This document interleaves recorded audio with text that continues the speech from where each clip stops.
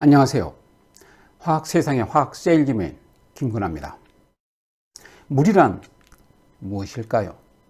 지구상에 존재하는 100여 가지 원소들이 조합되어 세상에는 수백만 아니 수천만 가지의 물질이 존재합니다. 오늘은 그 수많은 물질 중에서 가장 신비로운 물질, 물에 대해서 알아보겠습니다.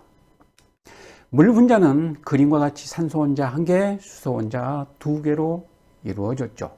그런데 그 분자 간에 수소 결합을 하고 있기에 다른 물질과는 달리 아주 독특한 특성을 보이고 있습니다. 그래서 물을 세상에서 가장 놀라운 화합물, 돌연변이 물질이라고도 하죠. 앞으로 3부로 나누어 1부 물은 지구의 에어컨디셔너다, 2부 얼음이 있어 얼어 죽지 않았다, 3부 물을 쓰더라 라는 말은 맞는 말일까, 이렇게 3부로 나누어 살펴보겠습니다. 이번 시간에는 1부 물은 지구의 에어컨디셔너다 라는 주제로 시작합니다. 물은 어느 물질보다 비열이 아주 큽니다. 물은 쉽게 뜨거워지지 않고 잘 식지도 않는, 열을 잘 저장하는 특성이 있다고 하죠. 화학적으로 얘기하자면 열을 흡수하는 능력, 보존하는 능력을 비열 또는 열용량이라고 하죠. 여기서 비열이란 어떤 물질 1g의 온도를 1도 높이는 데 쓰이는 열량을 말합니다. 여러분, 외식하시면서 돌솥 비빔밥 드셔보셨죠? 돌솥밥에 있는 밥을 덜어내고 물을 부어 넣으면 물이 부글부글 한참 끓어오르는 것을 보셨을 것입니다. 왜 그렇죠? 아마 다들 아시죠? 돌솥이 열을 아직도 간직하고 있었기 때문일 것입니다. 돌솥은 금속재 그릇에 비해 두툼하고 묵직한 만큼 열을 간직을 그만큼 많이 하죠. 연료량이 크다는 것이죠. 돌솥이 철, 구리 등 금속 물질에 비하면 그 비열이 조금은 큽니다만 물과 비교하면 5분의 1밖에 안 됩니다. 물은 열을 흡수하면서 온도 변화는 없는 편이어서 우리 주변에 다양하게 이용하고 있죠. 가정의 보일러에서 물을 데워 난방을 하고 자동차 엔진을 식히기 위한 냉각수로 쓰이기도 하죠. 그리고 기후와 날씨에도 많은 영향을 주고 있습니다.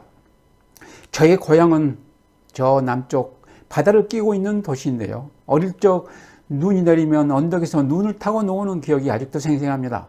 그런데 오후에는 계속 놀고 싶은데 놀 수가 없는 경우가 있어 매우 아쉬운 경우가 많이 남아있죠. 겨울철 눈이 아무리 많이 내려도 오후에는 모두 녹아버렸기 때문입니다. 바닷물의 영향으로 겨울에도 그리 추운 날이 거의 없었던 것을 기억합니다. 우리는 더운 여름철 태평양 한가운데 위치한 하와이로 피서 여행을 가죠. 하와이는 적도 부근에 위치합니다만 같은 적도 부근에 있는 아프리카의 사하라 사막을 비교해 보셨는지요? 두 지역이 태양으로부터 받는 그 에너지는 같은데 왜 기후는 정반대일까요? 주변에 물이 있느냐 없느냐 하는 그 차이일 것입니다. 태양으로부터 지구와 거의 같은 거리에 떨어져 있는 달에는 물이 없습니다. 때문에 낮에는 100도 가까이 온도가 올라가고요, 밤에는 영하 150도까지 떨어집니다.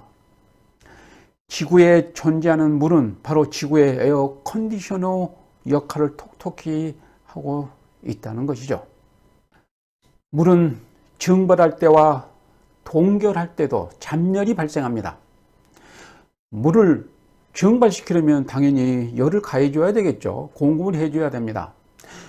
물에 열을 가해도 온도 변화는 없다고 해서 숨어있는 열, 잠재해 있는 열이라 해서 잠열이라 부릅니다. 물은 여러 물질 가운데 잡열이 유난히 크죠. 더운 여름철 열기를 식히기 위해서 옛날 마당에 물을 뿌렸던 기억 나시나요? 물이 증발하면서 주변에 열기를 가지고 가기 때문에 주변이 시원해졌던 거죠. 여름철 땀을 많이 흘린다. 그 땀이 증발하면서 열기를 식히는 경우도 같은 원리죠. 요즘 코로나19로 손 소독용 알코올을 종종 사용하시죠? 이 알코올이 피부에 닿아 있을 때 차게 느껴지는 것도 알코올이 증발하면서 피부에 있는 열을 빼앗아가기 때문입니다. 얼음을 녹일 때도 마찬가지죠. 열 에너지를 가해야 하고요. 반대로 물이 얼음으로 변할 때는 잡열이 밖으로 나오게 됩니다.